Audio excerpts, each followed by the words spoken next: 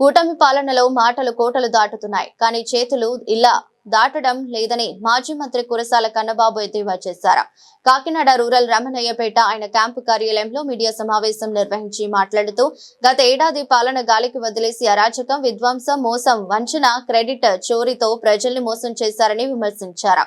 చంద్రబాబు, లోకేష్ పాలన గాలికి వదిలేసి విదేశీ పర్యటనలకు వెళ్లారన్నారు.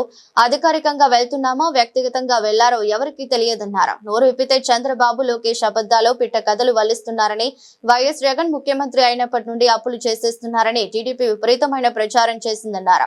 గత 18 నెలల కాలంలో అత్యధిక అప్పులు కూటమి ప్రభుత్వం చేస్తుందని ఆర్బీఐ చెబుతోందని తెలిపారు. నమస్కారం. ఈ నూతన సంవత్సరంలో మనం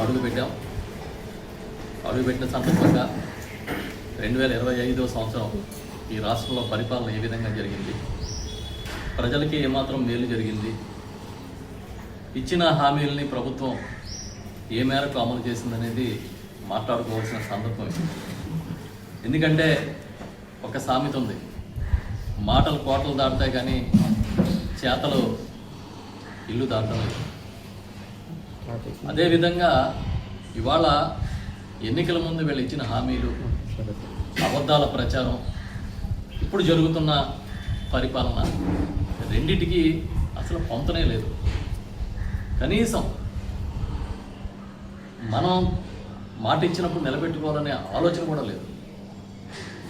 ఎందుకంటే చేయకపోయినా చేసినట్టు చూపించుకోగలిగిన మాయల మరాఠీ విద్య వాళ్ళ దగ్గర ఉంది కాబట్టి పబ్లిసిటీతో దేనైనా సరే మనం జయించగలుగుతామన్న ఒక నమ్మకం వాళ్ళకు ఉంది కాబట్టి ఈ రకంగా చేస్తూ ఉన్నారు.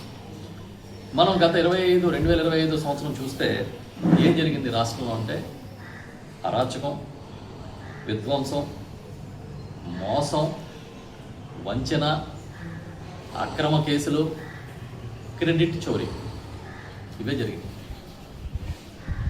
మాట ఇచ్చి మోసం చేశారు, నమ్మిన ప్రజల్ని వంచారు. గతంలో జగన్మోహన్ రెడ్డి గారు ప్రభుత్వంలో ఆయన చేసిన పనులు మేమే చేశామని క్రెడిట్ చోరీ చేస్తూ ఉన్నారు. పరిపాలనని గాలి వదిలేశారు. దొరికిన దగ్గరల్లో అప్పులు చేస్తూ ఉన్నారు.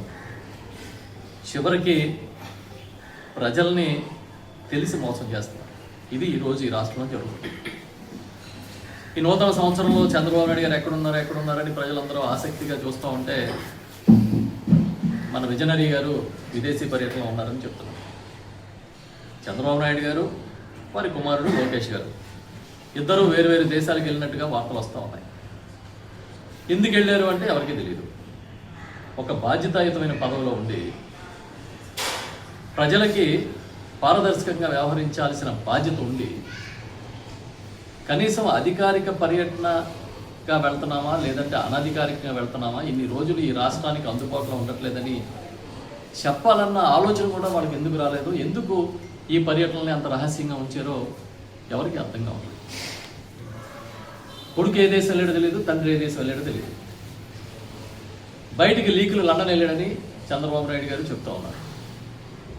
కానీ వీళ్ళు చెప్తున్న దేశం కాదు, జపానో బాలియో ఇంకో చోటకో ఆయన వెళ్ళాడని బయట ప్రచారం జరుగుతుంది.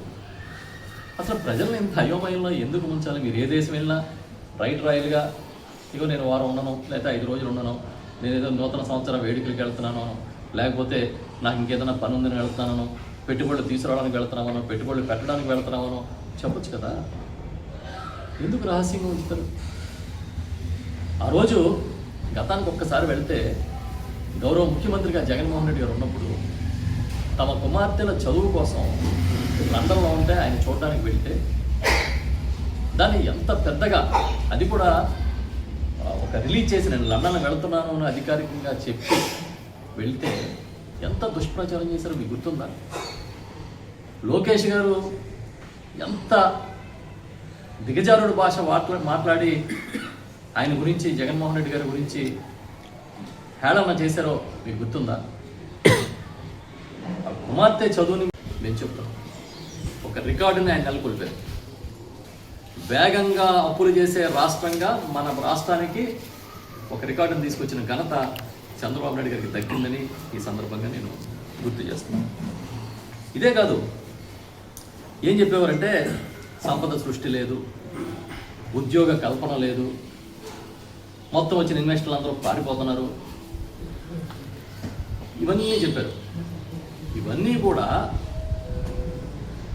అసలు వాళ్ళ సొంత అబద్ధాల ఫ్యాక్టరీలో తయారు చేసిన అబద్ధాలు. వాళ్ళ సొంత ఫ్యాక్టరీలో అబద్ధాల ఫ్యాక్టరీ ఒకటి ఉంటుంది వాళ్ళకి, దాంట్లో తయారు చేస్తారు రోజుకొక అబద్ధాన్ని. దాన్ని ప్రజల మీదకి వదిలి అదే మాట్లాడి బ్రాండింగ్ చేసే కార్యక్రమం చేస్తారు. ఇప్పుడు ఆర్బీఐ నెల రోజుల క్రితం ఒక నివేదిక ఇచ్చింది. ఆ నివేదికని ఆధారం చేసుకుని గౌరవ మాజీ ముఖ్యమంత్రి వర్యులు మా పార్టీ అధ్యక్షులు ఒక ట్వీట్ చేశారు. ఏమని ట్వీట్ చేశారనంటే, ఇదిగో మా హయాంలో వచ్చిన మేము చేసిన ఘనత ఇది, ఇండస్ట్రీస్లో కానీ ఎంప్లాయ్మెంట్ జనరేషన్లో కానీ అని ఒక ట్వీట్ చేశారు. ఆ ట్వీట్కి ఈ రోజు వరకు చంద్రబాబు నాయుడు గారి ప్రభుత్వం రెస్పాండ్ కాలేదు. వాళ్ళు చెప్పినట్టుగా బ్రాండ్ ఇమేజ్, ఆంధ్రప్రదేశ్ బ్రాండ్ ఇమేజ్ని జగన్మోహన్ రెడ్డి గారు కానీ దెబ్బతీసుంటే, అది పచ్చి అబద్ధాన్ని చంద్రబాబు నాయుడు ప్రచారం చేశారు అని చెప్పడానికి ఇగో నేను ఇప్పుడు చెప్పేదే నిదర్శనం.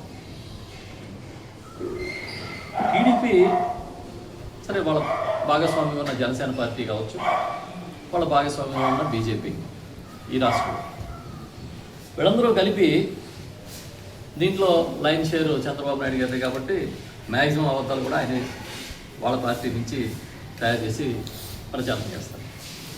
ఇప్పుడు మ్యానుఫ్యాక్చరింగ్ సెక్టార్లో ఆర్బీఐ ఇచ్చిన నివేదిక ప్రకారం గ్రాస్ వాల్యూ యాడెడ్ అంటే జీవీఏ అంటారు.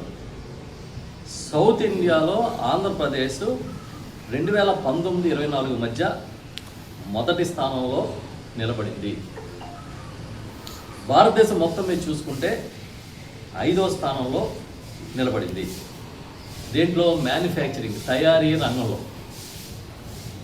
రంగంలో జగన్ గారి హయాంలో దక్షిణాది రాష్ట్రాల్లో ఆంధ్రప్రదేశ్ మొదటి స్థానంలోనూ, దేశం మొత్తం మీద చూస్తే 5వ స్థానంలోనూ మన ఆంధ్రప్రదేశ్ నిలబడిందని అంకెలతో సహా, లెక్కలతో సహా ఆర్బీఐ నివేదిక ఇచ్చింది. దీంతో పాటు ఇంకొక నివేదిక కూడా ఆర్బీఐ ఇచ్చింది. అదేంటంటే పారిశ్రామిక అభివృద్ధి సంబంధించింది. ఆ పారిశ్రామిక అభివృద్ధికి సంబంధించిన గ్రాస్ వాల్యూ యాడెడ్ జీబీఏ చూస్తే మనం ఎక్కడ ఉన్నామనంటే, అంటే మన ఆంధ్రప్రదేశ్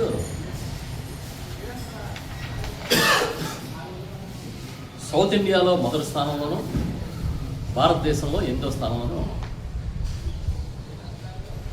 ఈ లెక్కలు మనం చెప్పేవి కాదు, రిజర్వ్ బ్యాంక్ చెప్పి, ఏదో మనం ఇచ్చిన కాకి లెక్కలు కాదు, అంచనాలు కాదు. రిజర్వ్ బ్యాంకు దీని మీద అధ్యయనం చేసి ఇచ్చిన రిపోర్ట్ ఇది.